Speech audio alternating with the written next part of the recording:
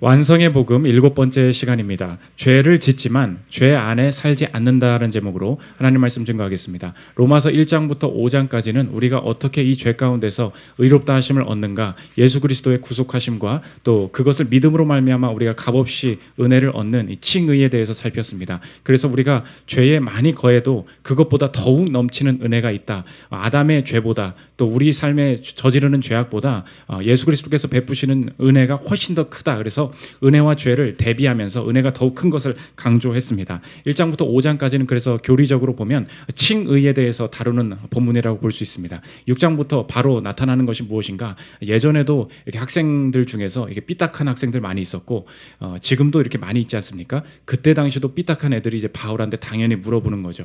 선생님, 당연히 그러면 죄를 많이 지으니까 은혜를 많이 주셨다 그러네요. 그럼 결론이 났네요. 내가 죄를 더 짓겠습니다. 그거예요. 한 대 때 쥐어받고 싶은 애들, 그런 애들 있지 않습니까? 그러나 사실 나도 하고 싶었던 그 질문, 그걸 지금 그것에 대해서 지금 말하고 있다는 것입니다. 아니, 죄의 형벌을 다 가져가셨대요. 죄가 클수록 은혜도 훨씬 더 커진답니다. 바로 물어볼 질문이 무엇입니까? 그러면 죄를 더 많이 지으면 은혜를 더 받을 수 있겠네요. 예수 그리스도를 믿은 이후에 내 삶에 이 남아있는 죄, 다시 짓는 이 죄를 어떻게 해석하고 또 처리해야 될지, 우리 남은 죄, 신자의 성화의 과정에 대해서 살피는 시간 갖도록 하겠습니다. 세 가지로 나눠서 살피겠습니다. 첫째로 살필 것은 죄의 지배입니다. 오늘 바울은 분명히 예수 그리스도 안에 있으면 죄와 사망에서 벗어나게 된다. 더 많이 범죄하였어도 그것을 완전히 덮어버리는 더 큰 은혜가 우리의 삶을 지배하고 있다. 그 은혜의 방대함에 대해서 다 설명을 했습니다. 근데 이제 누가 손들고 질문하는 거예요. 바울, 내가 진짜 삐딱하게 말하려고 그러는 거 아니고 진짜로 한번 그럼 대답해 주십시오. 그 얘기예요. 그러면 죄가 많은 곳에 은혜가 많다면 그럼 죄를 안 지으면 또 오히려 이상한 것 아닙니까? 그럼 이거 은혜에 더 거하기 위해서 죄를 더 많이 지어야 되는 것 아닙니까? 그것 좀 설명해 주십시오. 그 설명을 바로 6장부터 시작을 한다는 것입니다. 1절, 2절 한번 보십시오. 그런즉 우리가 무슨 말을 하리요? 은혜에 더하게 하려고 죄에 거하겠느냐? 그럴 수 없느니라. 죄에 대하여 죽은 우리가 어찌 그 가운데 더 살리요? 2절 보면 대답이 무엇입니까? 그럴 수 없다. 일단 이것이 대답이라는 것입니다. 우리 쉽게 설명을 할 수 있죠. 어떤 청년이 코인 투자를 하다가 전 재산을 엄마 내가 좀 불려줄게 하고 2억만 줘봐. 2억을 다 하고서 박았습니다. 반대매매 박았다는 말도 참 험하네요. 제가 많이 성화가 돼야 되는데 아무튼 다 날렸어요. 그리고 나서 보니까 마이너스고 신용대출까지 다 끌어서 하니까 막 빚더미에 앉았습니다. 엄마가 죄가 더한 곳에 은혜가 커야 된다는 것을 성경 말씀을 이제 듣고 왔어요. 돈 다 빼가지고 남은 돈 다 빼가지고 그거 다 갚아줬습니다. 와, 은혜가 더 크다. 그 다음에 해야 될 일이 무엇입니까? 엄마 이렇게 돈 많은 줄 몰랐어. 내가 마음껏 더 대출을 받아도 되겠네요. 한 번 더 해볼게. 이게 이제 목적입니까? 그게 아니라는 거예요. 하나님께서 은혜를 더 주신 목적은 무엇입니까? 뒤로 가게 함이 아니고 앞으로 가기 위함이에요. 다시 그 일을 하라는 게 아니고 그것에서 벗어나서 새로운 일을 향해 나아갈 수 있게 밀어주는 것, 그게 더 큰 은혜가 된다는 것입니다. 이거 다 이론적으로 알고 있습니다. 이론적으로 동의가 됩니다. 당연히 죄 지으면 안 되지. 근데 문제는 뭐냐? 우리의 현실은 다르다는 거예요. 내가 예수 믿었습니다. 그리고 그 은혜 완전히 고백합니다. 다 인정합니다. 그런데 이 한 주간 또 죄를 지었다는 거예요. 또 분노하고 또 넘어지고 내 약점 가운데 또 이렇게 분투하는 내 자신을 보게 됩니다. 여기서부터 헷갈리기 시작한다는 거예요. 그렇다면 죄가 있는 곳에 은혜가 더욱 넘쳐서 내가 이제 은혜 안에서 죄 짓지 않고 살 수 있다는 그 능력과 그 은혜를 내가 이렇게 경험도 했거든요. 하나님께서 주신 은혜도 경험도 했는데 또 죄를 졌어요. 여기서 이제 질문이 막 수없이 올라오는 거예요. 그렇다면 하나님은 나를 내 안에 오셨다가 예수님이 내 안에 계시다가 다시 떠나신 것인가? 이런 질문 하시는 분들 계시고요. 그렇다면 내가 처음부터 제대로 믿지 않았던 것인가? 내가 그때 경험했던 은혜는 내 그냥 인위적인 감정의 변화였을 뿐인가? 그러니까 내 자신, 실제로는 이론적으로는 알고 있는데 실제로는 죄를 짓고 있는 내 자신을 보면서 지겨움에 빠지기도 하고요. 이 성경을 읽을 때마다 죄에서 은혜 안에 거해야 된다고 말은 하는데 죄 지을 수 없다고 내가 지금 바울의 말에 동의는 하지만 결국 인생이 이 성경과 맞지 않으니까 내 인생에 이제 지겨운 거예요. 이제 그 말 좀 그만하라고. 어차피 나는 못 끊을 존재고 어차피 나는 못할 존재입니다. 그래서 내 자신의 두려움과 헤어나올 수 없는 내 자신의 나약함 때문에 오히려 다운될 때가 많이 있다는 것입니다. 오늘 예수 그리스도를 내가 구주로 고백한 이후에도 그 이후에 펼쳐지는 내 삶의 약점들, 내 삶의 죄악들, 이것을 도대체 어떻게 해석해야 할 것인가? 오늘 예수 그리스도를 믿은 이후에 이 신자의 상태를 잘 정리를 해야 되는데 오늘 그것을 정리하면 제목과 같다는 것입니다. 죄를 짓지만 죄 안에 살지는 않는다. 신자의 상태를 우리가 명확히 이해해야 돼요. 교리적으로. 뭐래요? 죄를 짓지만 죄 안에 살지는 않는다. 이것이 하나님 나라에 가기 전까지 예수 그리스도를 믿는 신자로서 이 땅을 살아가는 삶의 형태가 된다는 것입니다. 그래서 오늘 그 구절을 잘 보면 뭐라 그러냐? 너희들은 예수 믿은 이후에 단 한 개도 죄를 짓지 않고 이제 깨끗한 삶을 살게 될 거야. 이렇게 말을 한 곳이 오늘 본문에 한 구절도 나오지 않는다는 것입니다. 오늘 1절과 2절 한번 다시 보십시오. 그런즉 우리가 무슨 말을 하리요? 은혜를 더하게 하려고 죄에 거하겠느냐? 그럴 수 없느니라. 죄에 대하여 죽은 우리가 어찌 그 가운데 더 살리요? 계속해서 어떤 단어를 쓰고 있냐면 죄에 거하겠느냐? 어떻게 더 살게 되겠냐? continue, live. 이 단어를 일부러 쓰고 있다는 것입니다. 무슨 뜻입니까? 우리가 하나님 나라에 갈 때, 하나님 앞에 최종적으로 죽음 이후에 설 때 하나님 앞에서 완전히 죄의 행위까지도 다 벗어버리는 새로운 부활체를 입고 우리가 살게 될 것입니다. 그런데 부활 이전에 예수 그리스도를 믿고 다가올 미래를 소망하는 신자들의 삶은 어떻게 되느냐? 죄를 지을 때도 있다는 거예요. 그게 당연한 일이 된다는 것입니다. 그런데 변화된 것은 무엇이냐? 죄에 거하게 되지 않는다. 죄에 더 살게 되지 않는다. 그래서 성경은 언제나 죄를 말할 때 행위로 접근하지 않고 지배력의 개념으로 접근할 때가 많이 있다는 것입니다. 우리가 죄의 개념을 세상에서 너 죄인이야 이거 무슨 말입니까? 그런 행위를 했다는 거죠. 살인을 저질렀다는 거죠. 간음을 했다는 거죠. 행위로 막 접근하지 않습니까? 근데 성경에서 죄의 권세로부터 자유해졌다 이런 말을 써요. 권세가 무엇입니까? 파워죠. 어떤 지배력이 있다는 거예요. 그러니까 예수 그리스도를 믿고 나면 우리가 얻게 되는 큰 변화 중에 하나가 무엇이냐? 사망의 권세를 깨뜨리셨다. 죄의 권세를 깨뜨리셨다. 죄가 우리를 지배하고 있었는데 그 지배로부터 영원히 벗어나게 되었다. 이것이 신자가 경험하게 되는 가장 중요한 특징이라는 것입니다. 그래서 토마스 슈라이너라는 로마서 주석을 쓰신 분이 이렇게 설명을 했어요. 예수 들어보십시오. 부활이 여전히 목전에 있기 때문에 신자들은 모든 면에서 현재의 악한 시대로부터 해방된 것이 아직 아니라는 거예요. 마찬가지로 신자들이 이 시대에는 죄로부터 완전한 구원을 경험하지 못할 것이다. 산산조각 난 것은 죄의 존재가 아니라 신자들에 대한 죄의 지배력이라는 거예요. 실제적으로 우리의 삶은 지배력에 따라서 움직이게 된다는 것입니다. 예를 들면 우리 회사에서 팀장님이 마침 휴가를 가셨습니다. 근데 내가 차장이라고 생각을 해보십시오. 오늘 내가 대장이에요. 팀장이 없는 곳에서는 다 차장이 대장 아닙니까? 그래서 못다한 스트레스 좀 다 풀어보려고 야, 오늘 팀장님 휴가라며? 그러더니 갑자기 팀장 자리에 쫙 앉습니다. 그러더니 책상 위에 다리 두 개를 딱 꼬고서, 이제 커피 마시고 막 그러고 있어요. 그랬더니, 밑에 과장이랑 대리들이 그래. 팀장님 왜 그러십니까? 그러지 마십시오. 차장님 왜 그러세요? 그러지 마세요. 이제 곧 오셔요. 막 그래요. 자, 우리 한번 생각해 보십시오. 이 상황에서 지배력을 하고 있는, 실제적으로 여전히 지배력을 행사하고 있는 사람은 누구입니까? 팀장님이에요. 차장이, 야, 너 좀 내일 좀 대신해. 그랬더니 막 과장이 그래. 그만 좀 하십시오. 괴롭히지 마세요. 나 지금 바빠요. 막 계속 얘기를 해요. 차장이 말이 안 먹혀요. 팀장이 자리에 앉아 있는데 안 먹혀요. 왜 그렇습니까? 실제적으로 지배력을 행사하고 있는 사람은 여전히 누구예요? 여전히 팀장이에요. 차장의 행위를 그렇게 하고 있지만 여전히 팀장입니다. 그런데 이 팀장이 휴가를 간 줄 알았더니 소문이 돌기 시작합니다. 그 팀장이 잘렸다는 소문이 돌기 시작을 하는 거예요. 그러더니 그 다음 선임이 나거든요. 차장이거든요. 그 다음 팀장을 뽑아야 되는데 이 차장이 팀장이 될 거라는 소문이 들려오기 시작합니다. 그러자 이 과장과 대리들이 어떻게 바뀝니까? 내가 이야기하는 이야기를 막 듣기 시작해요. 차장님, 제가 또 어떻게 좀 잘 해보겠다고 갑자기 막 굽신굽신 막 빌기 시작해요. 팔이 뭐 이렇게 하듯이 막 빌기 시작합니다. 이거 무슨 말입니까? 내가 실제로 이제 다시 팀장 자리에 앉지 않고 차장 자리에 앉아 있어요. 그런데도 이 사람들이 와가지고 막 나한테 잘해요. 이거 지금 뭐가 바뀐 것입니까?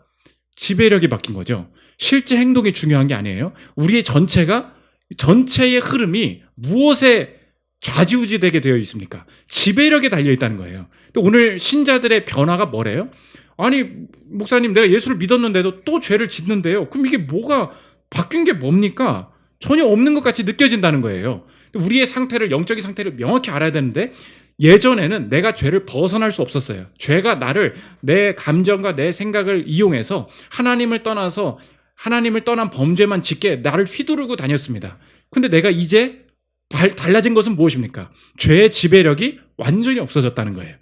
그런데도 죄를 지을 수 있습니까? 없습니까? 그럴 수 있다는 거예요. 그런데 죄를 계속해서 내가 연약하고 넘어지면서 조금씩 짓는 것과 죄의 지배를 당하는 것은 전혀 다른 얘기라는 것입니다. 이제 나는 더 이상 죄 안에 살 수 없다는 거예요. 그래서 존 머레이 교수님이 이것을 인식하는 것, 신자가 내가 어떤 상태인가를 명확히 아는 것으로부터 죄를 이겨낼 수 있는 자신감도 생긴다는 거예요. 내가 벽을 막 밀었어요. 안 밀리는 것 같아. 그리고 이게 안 밀릴 벽인 줄 알았어요. 그런데 누가 말해주는 거예요. 그 좀만 더 세게 밀어봐. 그 밀리는 거야. 밀어봤더니 밀리는 거예요. 그 말이 중요하다는 것입니다. 존 머레이 교수님이 구속이라는 책에서 이렇게 설명합니다. 들어보십시오. 남아있는 죄와 권세를 휘두르는 죄는 전혀 다르고, 거듭난 신자가 죄와 싸우는 것과 거듭나지 못한 사람이 별거 아니지 뭐, 죄에 개의치 않는 것 역시 전혀 다르다. 죄가 우리 안에 사는 것과 무엇이죠? 죄가 우리 안에 사는 것과 우리가 죄 안에 사는 것은 전혀 별개다. 원수가 수도를 함락시키는 것과 원수의 패잔병들이 수비대를 괴롭게 하는 것은 전혀 다른 양상이다. 우리가 어떻게 살고 있대요? 원수가 우리의 수도를 함락시킬 것처럼, 그렇게 힘을 가진 것처럼 생각하면 절대 안 된다는 것입니다. 원수는 이미 다 무너졌다는 거예요. 그럼 우리의 삶을 괴롭게 만드는 나머지 우리의 인생의 이 죄는 도대체 무엇입니까? 패잔병이라는 거예요.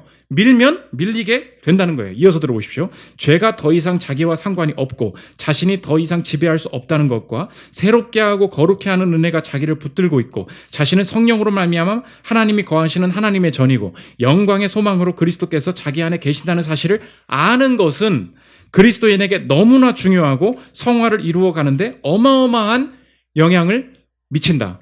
어떤 분들이 그러죠. 목사님, 내 삶을 실제적으로 살아갈 수 있는 현실적인 설교를 좀 해주십시오. 이런 얘기 많이 합니다. 가장 현실적인 게 이거라는 거예요. 내 지금 상태가 어떤 상태냐? 죄가 있는데 예수 그리스도를 믿는 자에게 생긴 권세가 무엇이냐? 죄의 권세가 없어지고 예수의 권세가 지배하고 있기 때문에 죄를 밀면 밀린다는 거예요. 그걸 알고 있어야 자신감, 밀 열정도 새롭게 생기게 된다는 것입니다. 이렇게 하고서 로마서 6장을 보면은 뭘 강조하고 있는지, 죄를 자꾸 지배의 개념으로 설명하고 있구나. 8절부터 한번 계속 보십시오. 이는 그리스도께서 죽은 자 가운데서 살아나셨음에 다시 죽지 아니하시고 사망이 다시 그를 주장하지 못할 줄. 이거 뭐예요? 지배죠. 12절. 죄가 너희 죽을 몸을 지배하지 못하게 하여. 14절. 죄가 너희를 주장하지 못하리니. 이거 다 뭐예요? 지배력이라는 거예요. 자꾸 행위를 했니 안 했니 이렇게 하니까 훨씬 더 너의 인생을, 너는 죄를 못 끊을 사람처럼 만들어 놓는다는 거예요. 지난주에 여러분 죄 졌죠? 안 하려고 했는데 또 화냈죠? 그 짓 좀 그만하고 싶었는데 또 했지 않습니까? 오면은 할 말이 없는 거예요. 예수님한테. 나는 결국은 죄로부터 안 될 존재인가 보다. 아니라니까요.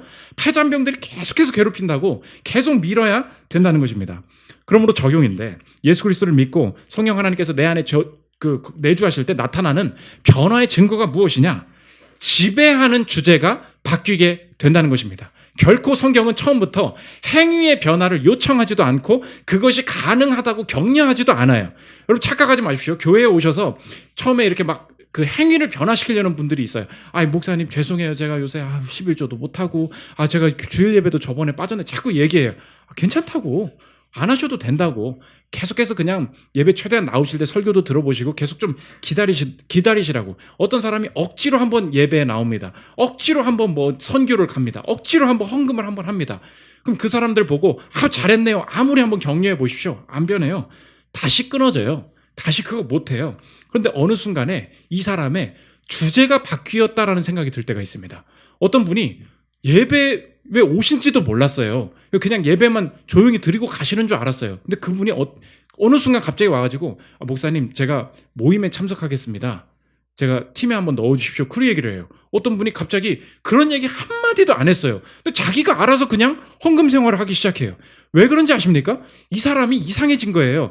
내가 교회는 다녔어도 지금까지 내가 지배되고 있는 주제는 다른 것이었습니다. 그렇죠. 교회는 내 중심적인 주제는 아니에요. 하나님이 내 중심적인 주제는 아니에요. 내 삶의 중심적인 주제는 사업이에요. 내 삶의 중심적인 주제는 여자친구예요.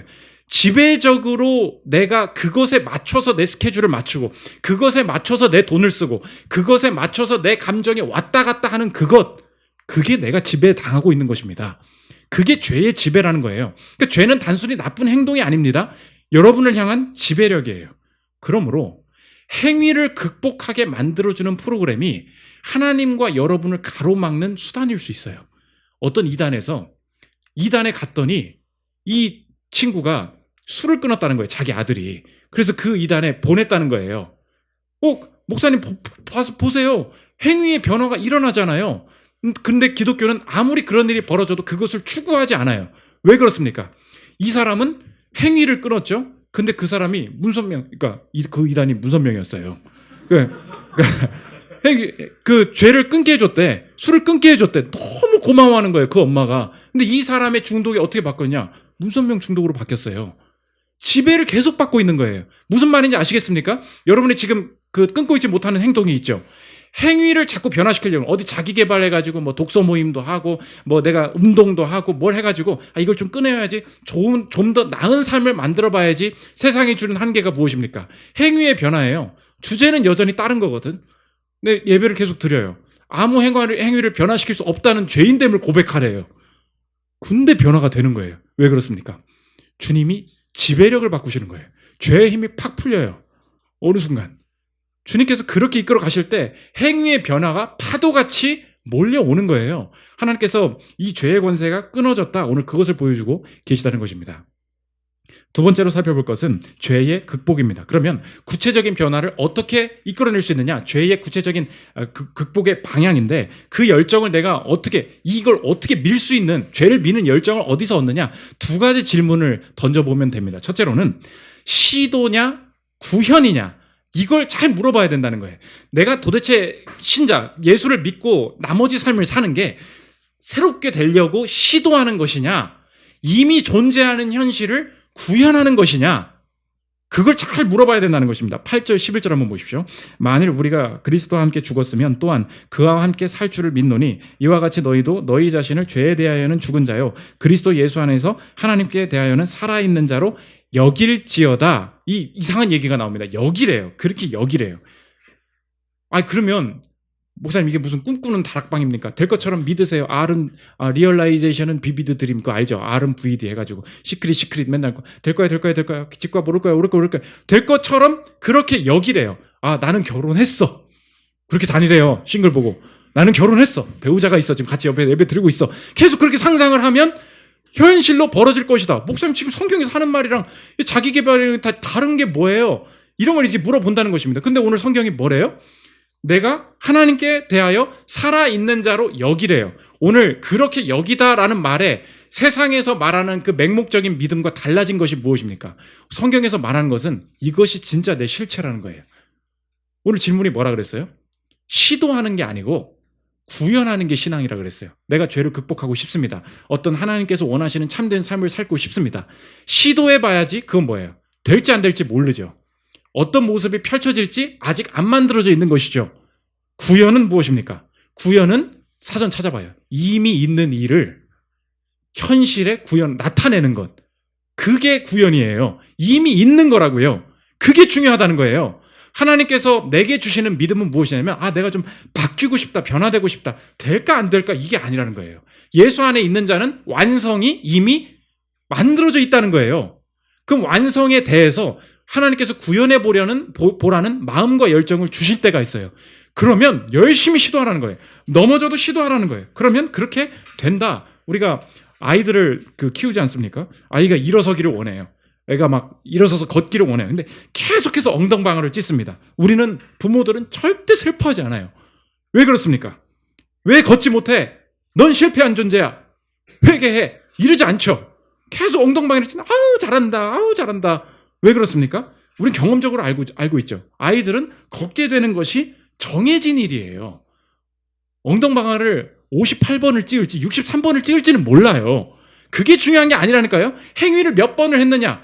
그거 세고 있다가 변화 못한다는 거예요. 언제 변화가 되느냐. 일어서기로 정해져 있다니까. 그러니까 우리가 그것을 실패라고 말하지 않고 진행이라고 보죠. 그 시점의 차이예요. 실패가 아닙니다. 시도하고 실패하는 것, 이런 세계관이 있어요. 근데 성경의 세계관은 뭐냐? 구현하고 진행하는 거예요. 이게 완전히 다른 얘기가 된다는 것입니다. 그래서 오늘 참석하신 우리 성도님들 중에 하나님께서 어떤 일을 해봐야 되겠다라고 하나님 안에서 마음의 열정을 주시는 것은 큰 선물입니다. 왜 그렇습니까? 나보고 시도해보라고 시키신 게 절대 아니에요. 하나님께서 이끌어 가실 어떤 실체가 이미 존재한다는 것입니다. 아들을 위해서 기도해라. 회사를 위해서 기도해라. 너의 그 죄를 놓고 한번 기도해라. 기도하면 될까요? 안 돼? 아니에요. 그 마음을 주신 그 자체가 실체로부터 온 그 무엇이라는 것입니다. 그러니까 마음껏 엉덩방아를 찌우면 돼요. 안 돼도 계속해서 밀면 돼요. 왜? 이것은 시도가 아니라 구현이기 때문에. 우리 젊은 분들 많이 핸드폰 가지고 다니시는데 그 삼성 갤럭시에서 만든 것 중에 삼성페이라고 있지 않습니까? 우리 교회도 아무리 그 아이폰의 쓰나미 같은 유혹에도 불구하고 꿋꿋하게 나는 갤럭시 유저다. 평생 갤럭시를 안고서 무덤으로 들어가겠다라고 말씀하시는 분들이 많이 있습니다. 그 중에 그 삼성에서 만든 그 결제 수단 간편 결제 중에 그 삼성페이가 있지 않습니까? 근데 삼성페이 맨 처음에 만들게 된 얘기예요. 진짜 처음에 시도를 할 때 너무 어려웠다는 것입니다. 이게 그냥 갖다 대기만 해도 단말기에 찍힌다는 게 말이 되냐.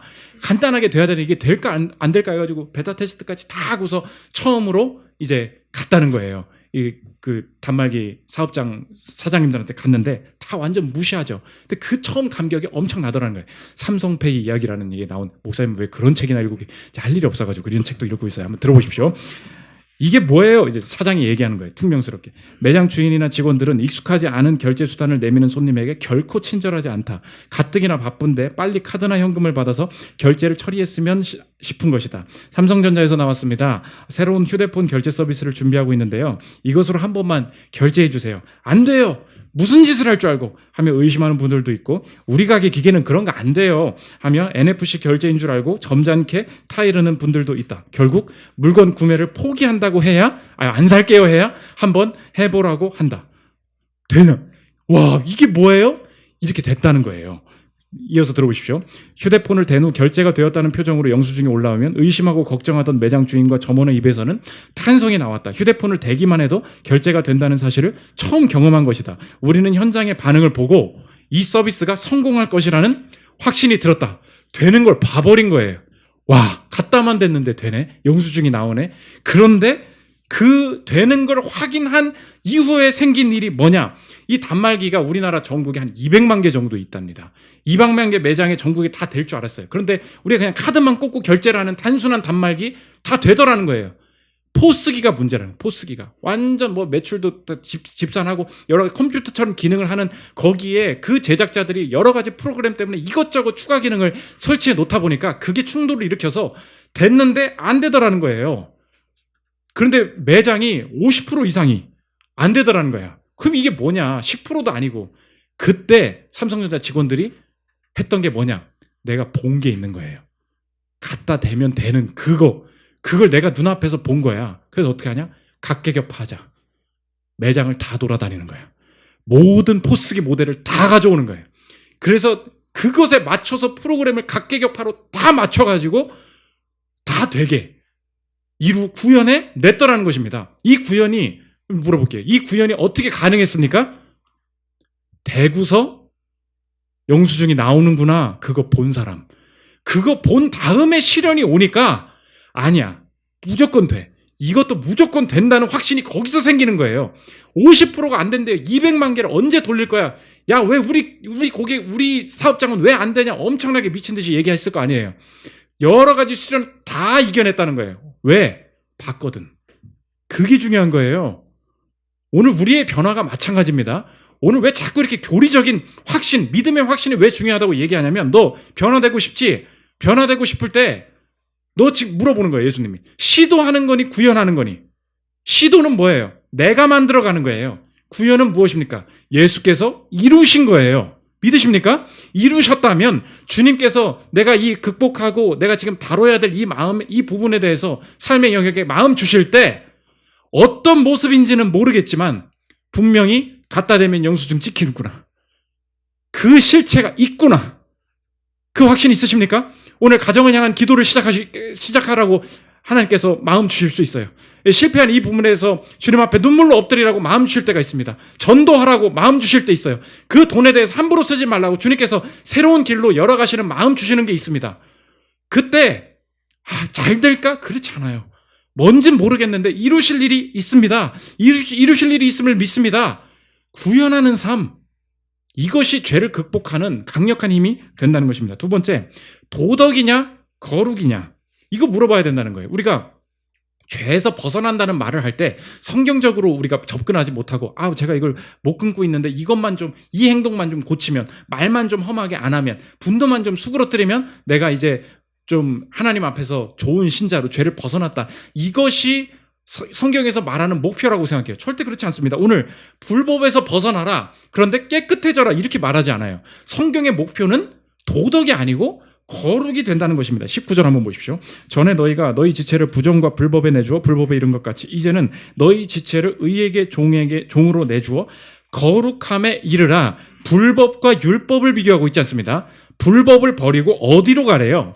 거룩함에 가라는 거예요. 13절 똑같은 그 평행이 나와요. 또한 너희 지체를 불의의 무기로 죄에게 내주지 말고 오직 너희 자신을 죽은 자 가운데서 다시 살아난 자 같이 하나님께 드리며 너희 지체를 의의 무기로 하나님께 드리라. 죄에게 내주지 말고 하나님께 드려라. 죄에게 내주지 말고 깨끗해져라가 아니에요. 죄에게 내주지 말고 하나님께 드려라. 성경에 거룩의 개념을 이해해야 되는데, 제가 이 표 많이 설명하죠. 성경 전체를 이해할 때 이 도식을 무조건 이해해야 돼요. 부정한 더러운 것이 있습니다. 그것을 쫙 씻었어요. 그럼 어떻게 됩니까? 깨끗해지죠. 성경에서 그거를 정결한 상태, 이렇게 얘기를 합니다. 정결하면 거룩하다, 우리가 이렇게 착각을 한다는 거예요. 그 표 한번 보여주십시오. 부정했어요. 우리가 깨끗해졌습니다. 내가 이 썩은 것을 씻어냈습니다. 그것은 성경이 볼 때는 정결합니다, 이렇게 표현을 한다는 거예요. 클린. 근데 그 클린은 홀리가 아니라는 거예요. 정결하다고 거룩하게 되는 게 아니라는 것입니다. 거룩은 어떤 개념이냐? 이것은 세상에 없는 개념이에요. 이 땅에만 있는 개념이에요. 하나님 나라에만 있는 개념이 뭐예요? 하나님께 드려진 것, 그걸 보고 거룩하다고 하는 거예요. 하나님께 드려지는 것. 그러므로 거룩한 것은 무엇이 포함된 개념입니까? 도덕이 아니라 관계가 포함된 개념이라는 거예요.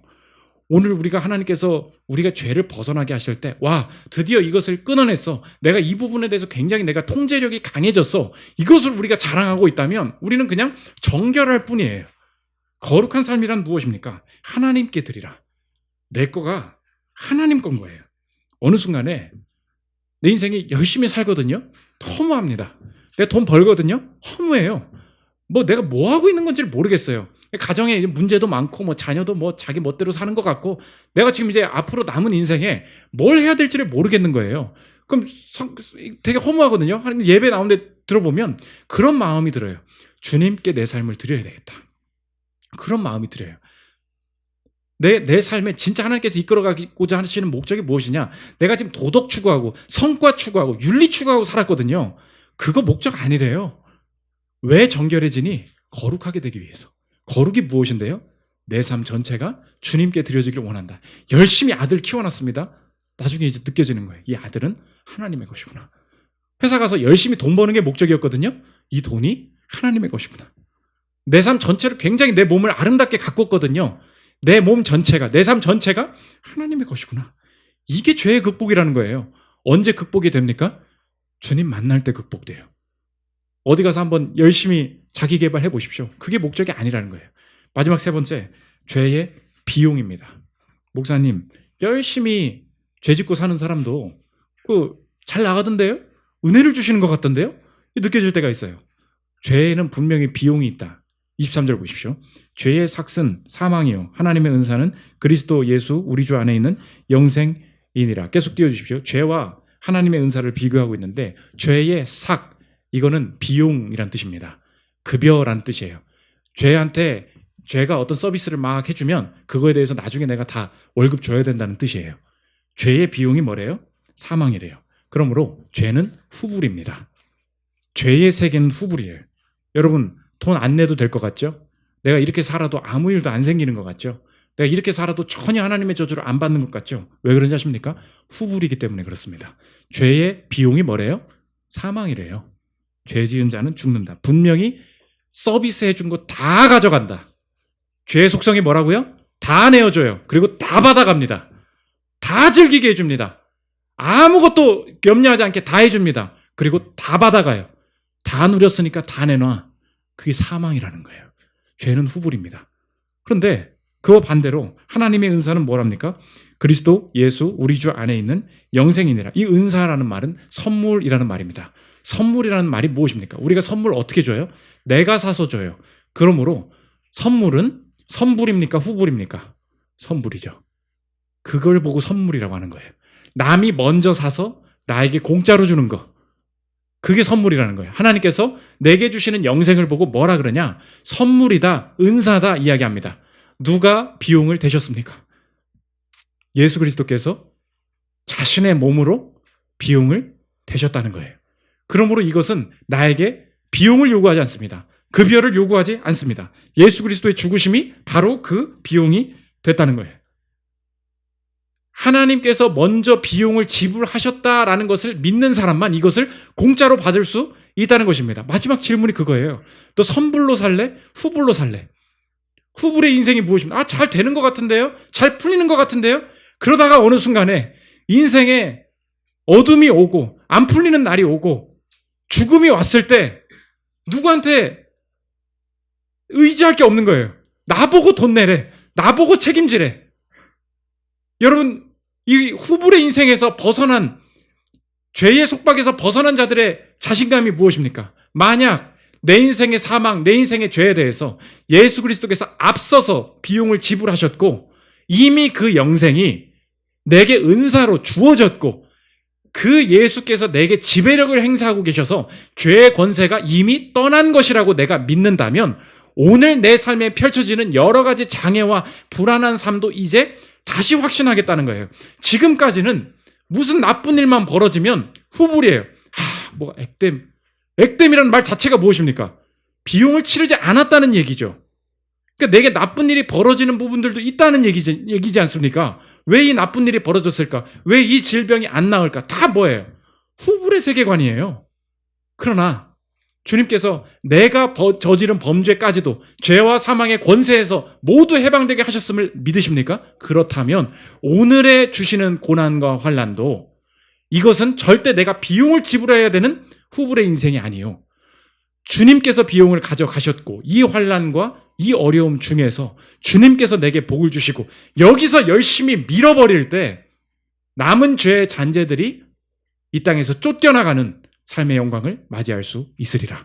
이 자신감이 내 안에서부터 너무나 생겨나다 보니까 내 죄가 행위적으로 내가 지금 부족할 때에도 열심히 이 죄에서 벗어나기 위해서 성령을 의지하고 내가 주변에서 보이는 저 사람이 전도될까? 저 사람이 변화될까? 여러 가지 모습들 속에서 열정을 가지고 기도를 시작하게 될 수 있는 이 성실함이 내 안에서 솟아날 수 있다는 것입니다. 이 거룩한 죄를 벗어나는 성화의 길 걸어가는 저 여러분들 되시기를 기도합니다. 우리 내 영혼 새롭게 찬양하고 기도하는 시간 갖도록 하겠습니다.